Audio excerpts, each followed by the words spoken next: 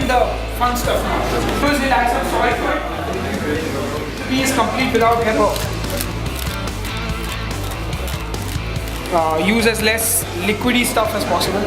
So I'm going to take about 6 olives I think for this. We're going to get an egg actually. One more egg to sort of bind the meat together. You can eat this without the bread, or you can eat with bread on the side because it's so tasty. I'm going to break an egg into this now. Everything in here, we're going to have to get down and dirty and mix this.